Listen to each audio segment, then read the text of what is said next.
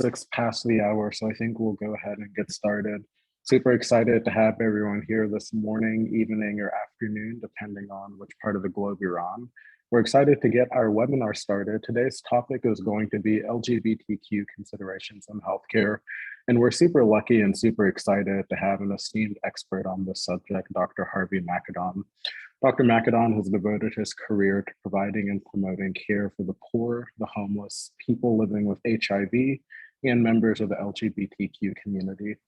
Now retired, he was a professor of medicine part-time at Harvard Medical School. In addition to practicing primary care internal medicine, he taught healthcare providers across the nation how to better serve the LGBTQ and HIV communities and improve their access to quality care. Dr. Macadon earned his BA from Cornell in 1969 and an MD from Columbia University of Physicians and Surgeons in 1977. In addition to coordinating and providing care, Dr. Macadon worked to tear down social stigma that has restricted access to care for LGBTQ people with the goal of ending healthcare disparities. Among his numerous honors, Dr. Macadon was a recipient of the Dean's Community Service Award, the Harold Amos, Faculty Diversity Award at Harvard Medical School, and an Achievement Award from the Gay and Lesbian Medical Association. Today, Dr. Macadon continues this important work with health systems and learners around the world. And now I'll turn it over to Anthony, our Director of Patient Care in Kenya, for a brief introduction. Hi, everyone. Thank you for the great introduction, Malik.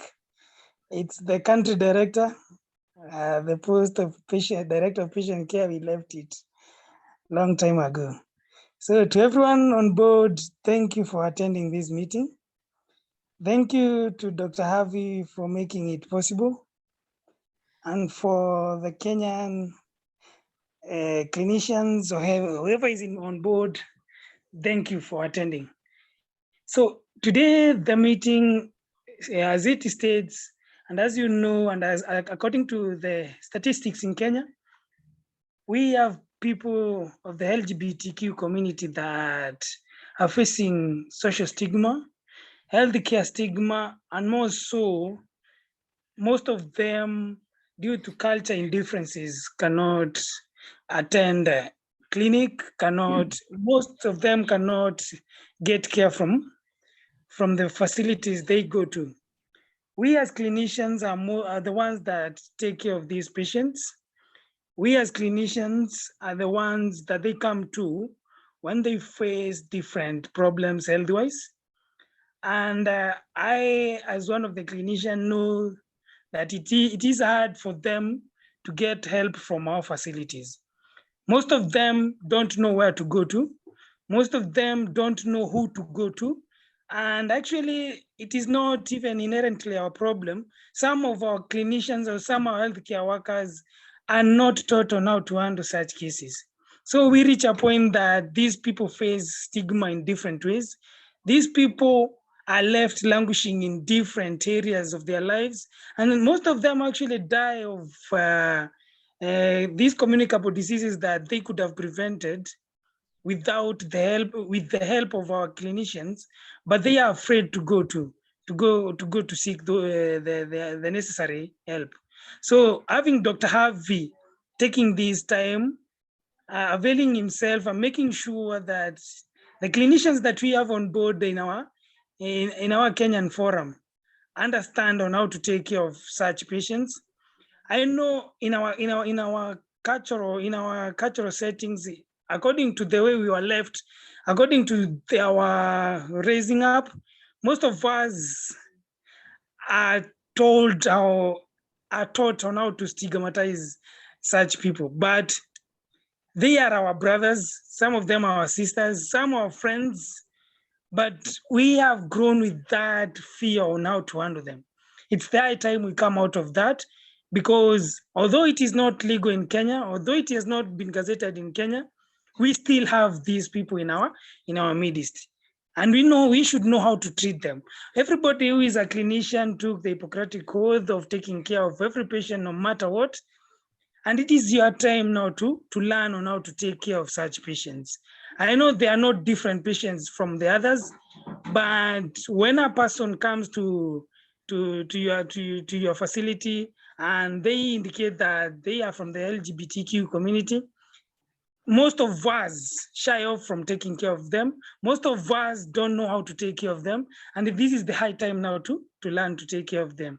So not to talk too much, I would like to take this opportunity to welcome Dr. Harvey Macadon. It has been a pleasure to meet. It has been a pleasure to talk to for the last few days as we organize on this presentation. And I hope he will take us through the remaining part of the webinar. Thank you. Thank you, Anthony. And thank you all for coming today.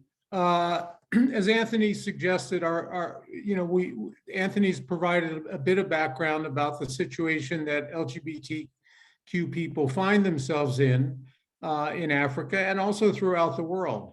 So today what we're going to do is hopefully provide enough information for you to be able to discuss with others, as well as understand better yourselves who are LGBTQ people. Anthony's talked about the stigma they experience, but we'll get into why they experience stigma that leads to healthcare disparities.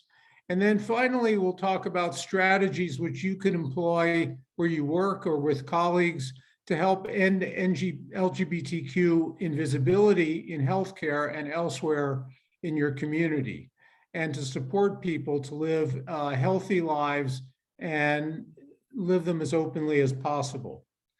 So first, we're going to talk about who are LGBTQ people. So most importantly, I think it's important that we understand that there is a distinction when people talk about sex and when they talk about gender. The terms are often used synonymously, but sex really refers to a biological phenomenon based in anatomy and genetics, where people are born male or female. Some people are born intersex, which has to do with some chromosomal abnormalities or endocrine problems. So their sex is a little unclear at birth. But nevertheless, sex is very much rooted in biology. Whereas gender refers to attitudes, feelings, and behaviors that a given culture associates with a person's biologic sex. But gender identity comes from within. So, and people kind of feel it from their soul, not so much from their genes. And people could identify as the term that we use, cisgender, meaning not transgender, as well as transgender, people whose gender is different from their sex assigned at birth. And cisgender people might consider themselves men or women. And on the other hand, now we will talk about what people increasingly refer to as being non-binary gender. And they may refer to themselves as more masculine or more feminine or gender fluid. And I'll speak more about that in a minute. I also think it's important that we understand the distinction between gender identity and sexual orientation. Because while everyone has one of each, they're independent of one another and they're not really related. And how people can identify themselves can in fact change over time, although we often don't think about it in that way. But terminology also varies from individual in different parts of the world. And also can evolve over time. So we're going to get into sexual orientation and then gender identity. Sexual orientation describes one's emotional, romantic, and/or sexual attraction to other people. And it has three dimensions: desire or attraction, behavior, in which case someone might say, the person is a man who has sex with men, or a man who has sex with men and women, abbreviated as MSM or MSMW. And the same for women who have sex with women, or women who have sex with women and men. And then finally, it's how people identify. So they could identify as straight, gay, lesbian, bisexual, or queer. And then, at least in the United States, some people who don't want to identify as gay, but do have sex with same-sex people or same-gender people, refer with the terminology same gender loving, or SGL. And that, is a term that I think is specific. It's commonly used in the American South, but may not be used around the world. Gender identity and gender expression are important concepts. So gender identity is, as I just mentioned a slide ago, is one's concept of themselves as male, female, or a blend of both or neither, and how individuals perceive themselves and what they call themselves. One's gender identity can be the same or different from their sex assigned at birth. Gender expression, on the other hand, relates to external appearance, generally expressed through behavior, clothing, things like haircuts or voice, and which may or may not conform to socially defined behaviors or characteristics typically associated with being either masculine or feminine. As I mentioned also, people are looking at expanded concepts of gender that go beyond just male and female, and really talk about moving beyond male and female, which we consider binary, to a more expansive view. So there are transgender people who think of themselves as men or women, and transgender is an umbrella term for people who's not congruent with their sex assigned at birth. But alternate terminology is transgender woman or trans woman, and sometimes more out of historical note, people would refer to male to female when they referred to transitioning. People who are non-binary identify as something outside of the male-female binary and might use terminology to describe themselves as gender queer, gender expansive, or gender fluid, and may also use pronouns other than he or him or she or her, so that some non-binary people commonly adopt pronouns such as they, which can be confusing for people initially, but is something that easily mastered and something that makes people who identify in this way much more comfortable and willing to talk more openly about themselves. A lot of people ask what the Q stands for in LGBTQ. Q may reflect someone who is questioning their sexual orientation or their gender identity, or considering whether they are transgender or gender non-binary. It also may stand for queer, a way some people identify to state they are not straight and generally fall under the LGBTQ umbrella. But the term queer is also commonly used by younger people, as well as being used increasingly by people of all ages to talk about this whole group of people that we've been discussing. And then at the end of the LGBTQ, we have a plus. And what is that? So people LGBTQ plus use a variety of terms to identify themselves, but plus is an inclusive term for all who identify with the acronym, including the people we've discussed, but also including people who are intersex, asexual, as well as allies.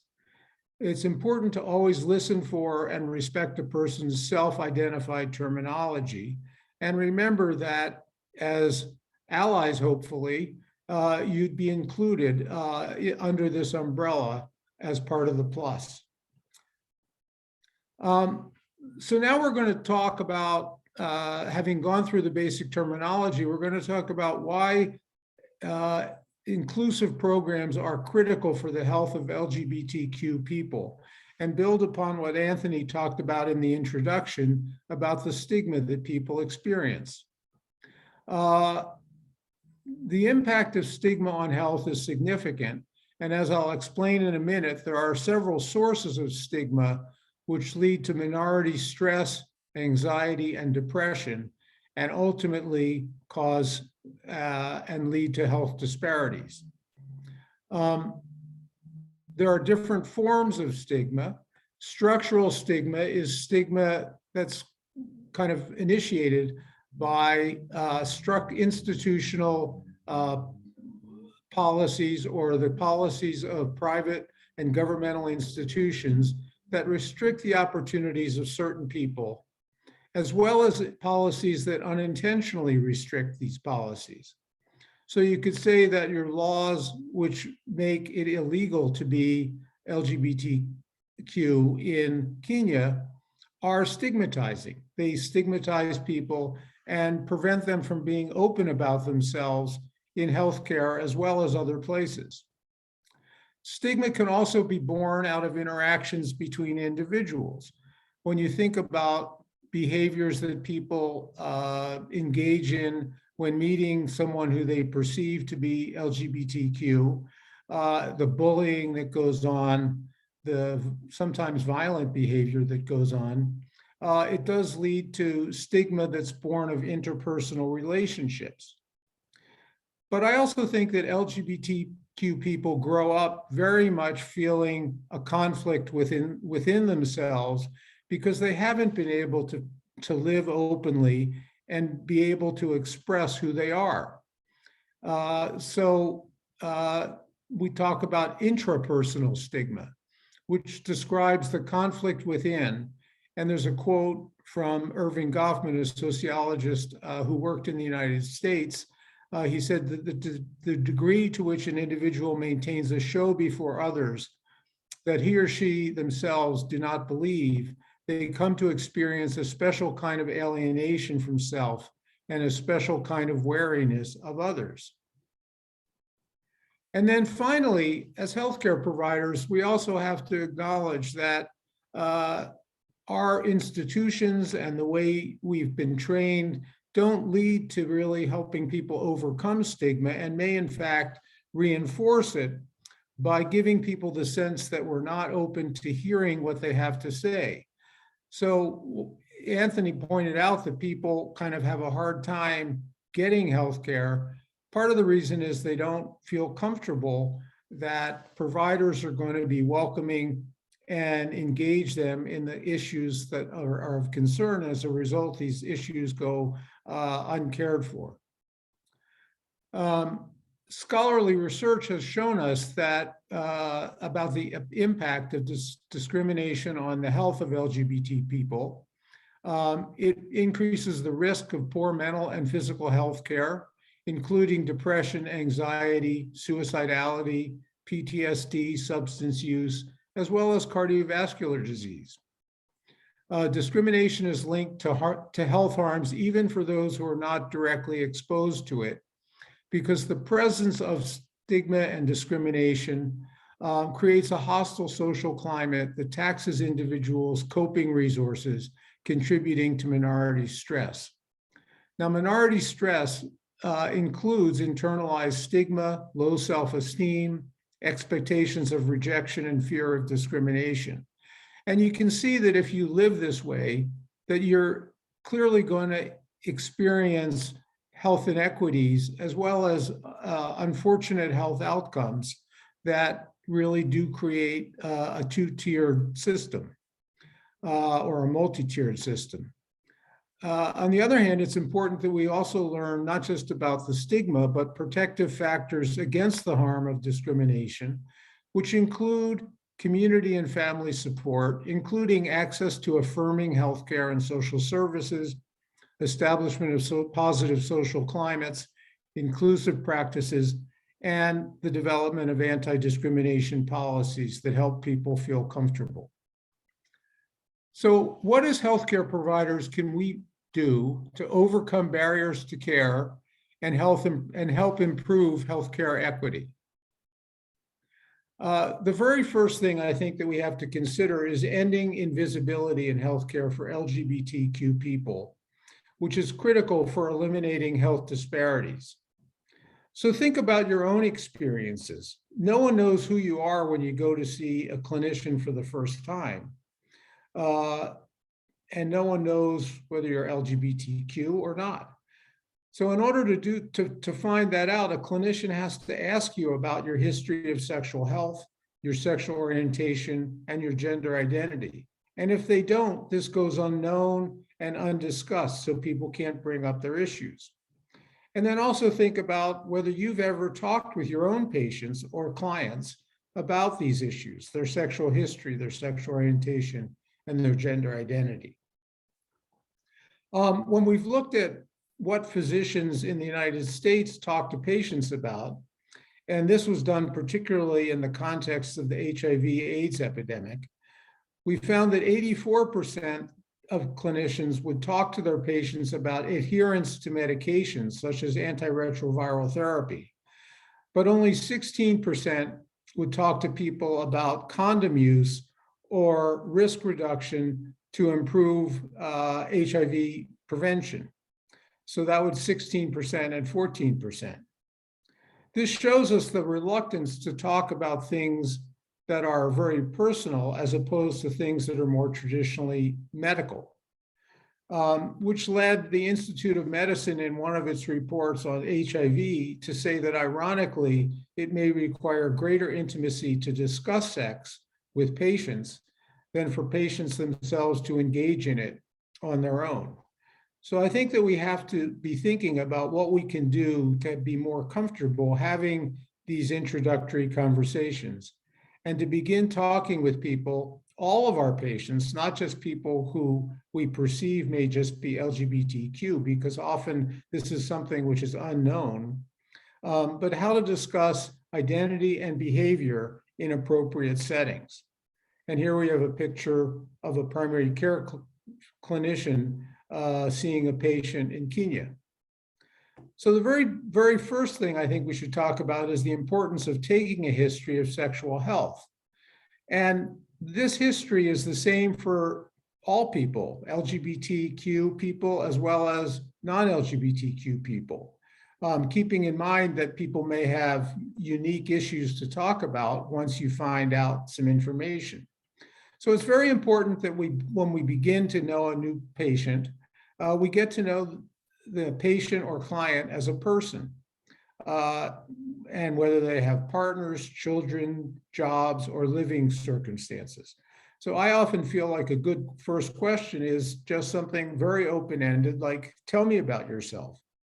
And then we'll talk more about this, but it's important to use inclusive and new language. So instead of saying, what is your mother's name? You might say, what are your parents' names? Because someone may have two fathers or two mothers. And for all patients, we should make these things routine, make no assumptions, and put everything in context in terms of why you're asking the questions, as well as assuring people of confidentiality because of their concerns about legal and other issues. A lot of clinicians, as I've said, are reluctant to ask these questions, but this is just an article from the New York Times in the United States, in which it highlighted the fact that gay and transgender patients, while doctors may be reluctant to talk to them, but the patients actually feel like, we'll talk about it, but you have to ask us the questions. So we'll tell, just ask.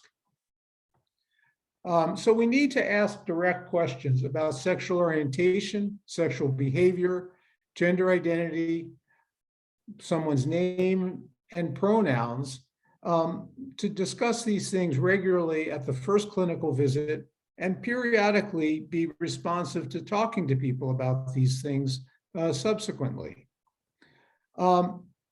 It's important to realize that quality care sort of depends upon knowing about things like both someone's gender identity as well as their sex assigned at birth in order to take good care of them. And I'm just going to kind of cite two examples. This is a man named Chris, 45-year-old man who came in with pain and on x-ray what appeared to be metastases from an unknown primary cancer. Evaluation ultimately showed that he developed cancer. He was a transgender man, but you wouldn't necessarily know this unless you knew about him. And he had developed cancer in residual breast tissue after breast surgery to remove his breasts during his transition. No one had told Chris that he needed routine breast cancer screening, even though his mother and sister also had breast cancer, which put him at high risk for breast cancer. And this other example is a woman named Joanne, a 59-year-old who developed high fever and chills after head and neck surgery. It turned out Joanne was a transgender woman who had a prostate gland, and she had acute prostatitis, but no one had taken the history to know that she actually had this anatomy. So no one had asked her about her gender identity or knew she was transgender when she went in for surgery. So again, it shows that it's important that we know this in order to understand one's anatomy and what we're dealing with when someone comes in with symptoms. Moving to a different example in terms of HIV prevention in Kenya. We know that Kenya has made a major effort and has done well with HIV prevention, with 74% of all people living with HIV now on HIV treatment, and 68% of those living with HIV being virally suppressed. This hasn't quite met the 90-90-90 targets that was set in Kenya, but nevertheless is impressive. And I do think we have to think about how to improve on this nevertheless. So it's important to look at who people are who are infected with HIV. Now in the United States, we've shown that the most likely causes of disparities in HIV rates are related to barriers to accessing healthcare, as well as social and economic marginalization and lack of familial support, which leads people to avoid going for healthcare, resulting in a low frequency of HIV testing, delayed treatment of sexually transmitted infections, just as Anthony pointed out in his introduction, and delaying the treatment facilitates both HIV transmission as well as complications from STIs themselves, and also leads to a later diagnosis of HIV infection when people aren't getting care promptly. So leads me to ask, what is the situation here in Kenya? Again, as a report from UNAIDS showed that the prevalence of HIV in Kenya in 2020 was 4.2% among people 15 to 49 years of age. They also pointed out that Kenya's HIV epidemic affects most of its general population, but in particular, there were groups that were disproportionately represented, including men who have sex with men, women, sex workers, and people who inject drugs. The report did not mention transgender people at all, but suggests that these populations are ones where we have to sort of go out of our way to make sure that we're finding out about them and making them feel comfortable seeking care and prevention. So what does it mean to create a welcoming and inclusive environment for care for LGBTQ people? I think one approach has been kind of tested in Kenya. Kenya's first gay healthcare clinic opened in Nairobi. The director of Ishtar, there's a health clinic, and I've never seen it. I've seen photographs of it. But one approach that's obviously taken there, as well as in other parts of the world, including the United States, are to think about particular healthcare facilities that promote themselves as caring for LGBTQ people. But not all people are going to go to such a clinic because they don't want to identify it that way. So we have to think about what to do for people who are just going to regular sources of healthcare and aren't necessarily open about their sexual orientation and gender identity. Remember, many people are very guarded about their identity, but most need healthcare as well as other community and social services. So all clinicians and organizations serving communities should consider how to make a marginalized and vulnerable population feel welcome. And we're going to talk about a few basic things for LGBTQ people. First, organizations can begin purely by convening a small group of interested people who have the capacity to work on making their organizations more culturally responsive. And they can think about things they might do to improve access to care for LGBTQ people, as well as other vulnerable and marginalized groups. One thing to do is to have signs of recognition, but these can be subtle. They don't have to be overtly obvious, but having the rainbow colors on the wall, even in a subtle, attractive decoration such as this, can be a sign to LGBTQ people that you're actually open to hearing from them and talking to them. It's what we would call a nonverbal cue, but something that makes the environment more accessible. Small changes that are very specific can also make a difference. So we know that transgender people want to use the restroom of the appropriate gender, and signs like this make it clear that you understand who transgender people are and that you respect their decision to be able to choose the restroom that they're most comfortable with. So language on bathroom signs is very meaningful. It's a small thing, but it's a very meaningful thing, and a sign that you are an inclusive organization and want to care for people equally. Another thing is to encourage people to have a simple brochure that encourages people to ask and to tell about being LGBTQ. So something simple like this in the waiting area gives people an indication that you're open to hearing what they have to say and encouraging them to speak freely about themselves. It's also important that when we do this, we educate all who work with us and all who work with patients and clients. So we have to think about how students get educated, how clinicians get educated, how healthcare workers get educated, and also that we look at community-based service providers of all types, as well as not just the providers, but the support staff who work in the organization. Because often people may make casual comments that may or may not make somebody feel good.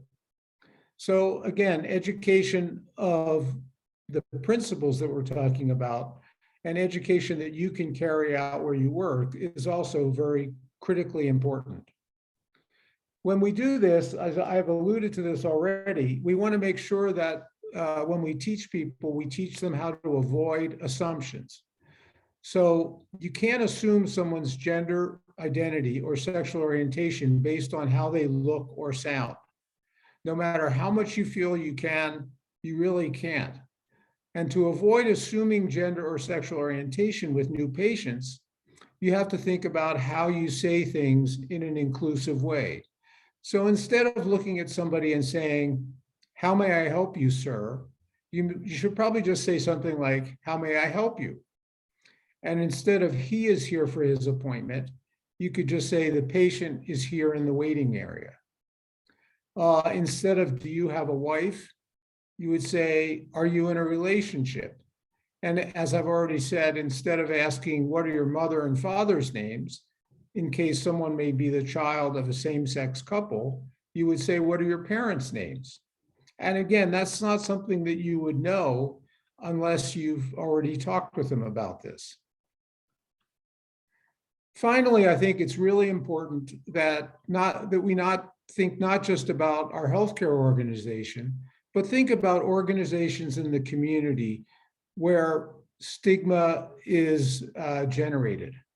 So churches, schools, working with public officials, NGOs, and government agencies is extremely important.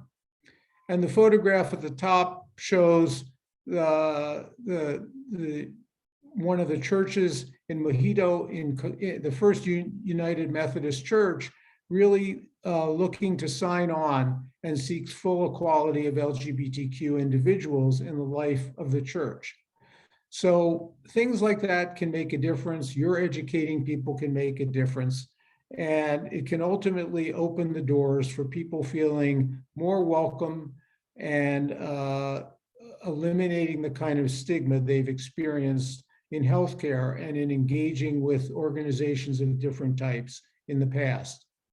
As clinicians, this is an important role that we can play to educate others to help LGBTQ people come out of the shadows and live in the light of day, open about who they are and who they like.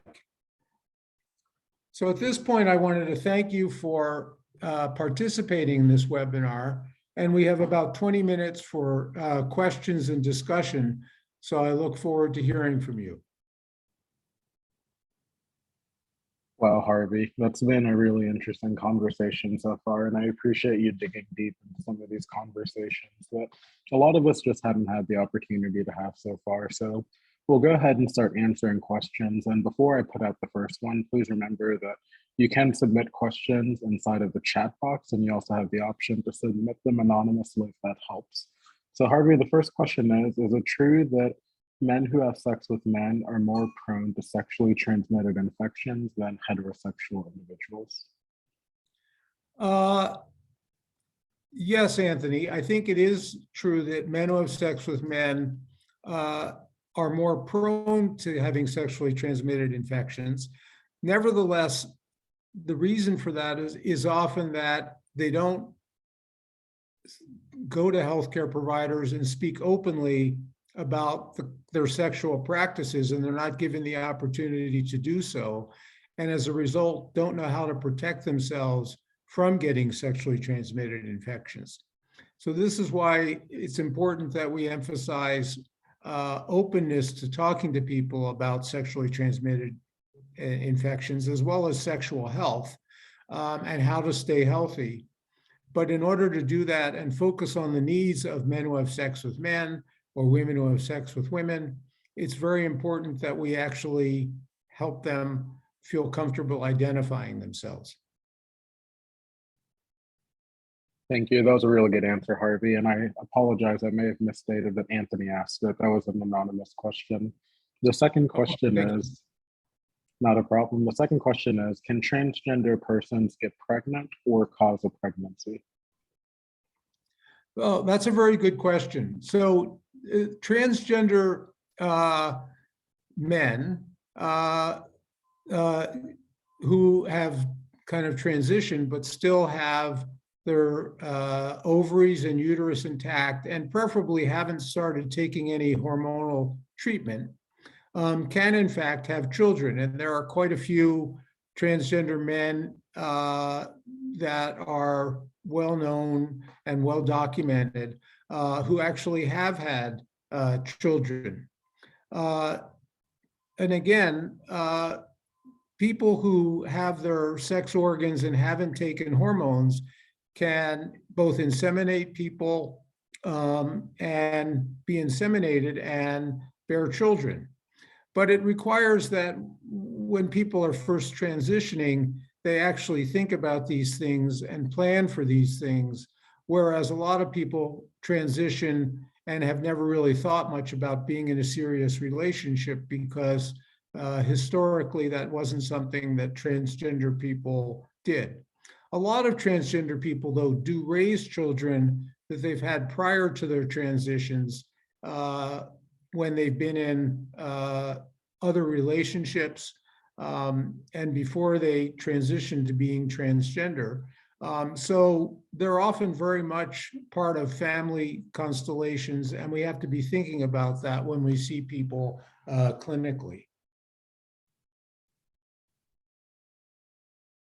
That's really good. Thank you so much, Harvey. Moving on to the next question. Due to legal systems in Kenya that don't allow LGBTQ communities, how do we navigate such areas in the hospitals we work in, most of them being church or mission hospitals, and don't allow for such? Well, I think that's clearly challenging, and it's challenging. Obviously, it's challenging in Kenya, but it's also something that's challenging in the United States. I remember when I was giving a talk about HIV in a Catholic hospital in Boston, Massachusetts. Before I talked about methods for HIV prevention, the person who invited me to speak stood up and said that what I was talking about did not reflect the views of the church, but nevertheless were my own personal views. And while they weren't just my own personal views, this is what they had to do to allow us to have the education to openly discuss HIV prevention in this system at that time. And I think everybody has to work both with the leadership of an organization to talk to them about why what we're dealing with is healthcare, health equity.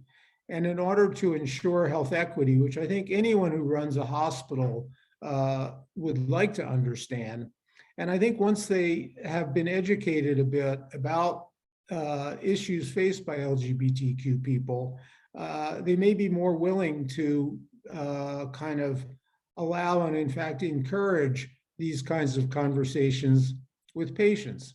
We're not encouraging people to go out and do things they haven't done before. What we're doing is talking to people who need our help and engaging with them in ways that we can provide it. So it can be challenging. Nevertheless, it is possible.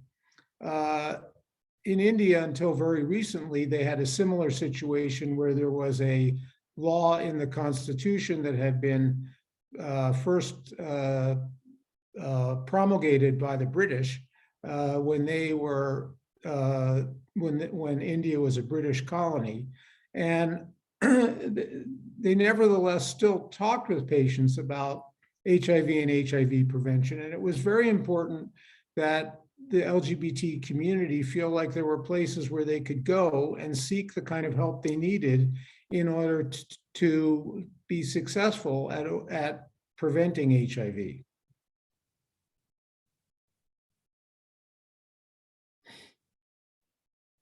Sorry, I didn't have myself unmuted there. That's a really good response, Harvey. And I'd like to blend a couple of the questions that we've had so far into one question. So in your couple of decades of global LGBTQ health education, do you have any advice or insight you could share on how to help people separate personal feelings on LGBT communication and LGBT communities in providing healthcare as a healthcare provider?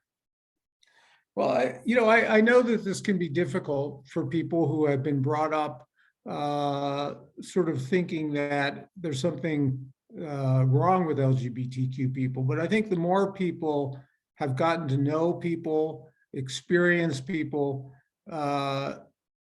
people begin to realize that they're actually just part of the community, and they may not necessarily be known to be part of the community until more voices are willing to speak up. This was true in the US in the beginning of the HIV epidemic. At that point in time, people were very reluctant to talk about HIV in very open settings, as it was always seen as a sort of disease that just affected gay men. But once more people who got HIV were known to be gay men and were well known to society.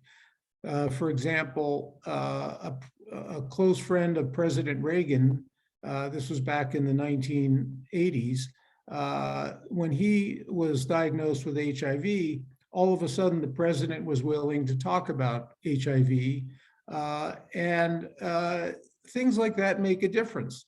So I think the more you know people who are at risk for HIV or people with HIV and find out that they are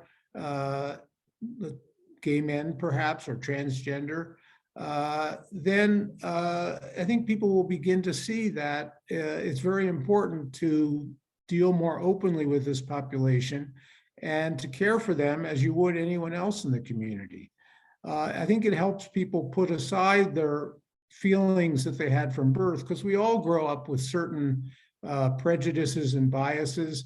But nevertheless, once you get to know people and you see them in the light of day, it changes the situation dramatically, and people behave differently. Wonderful. That's a really good response, Harvey. And I think it's a great segue into our next question. So one of our clinical officers in Kenya asked, is LGBTQ plus a mental disorder? And their college was taught under sexual disorientation and taught in a psychiatric unit. So can you share a little bit more about how the medical institution overall has changed its approach to LGBTQ healthcare and maybe changes to the DSM over the last few years? Yeah, so when I was a medical student, and when I started medical school, being gay, being gay was being what then the term then was people would always refer to as people who are homosexual was felt to be a pathology. But shortly thereafter, like I think it was 1974, they changed the DSM so that it was no longer pathologic. It was something that people experienced, but something that we as clinicians needed to deal with as we would any other kind of problem.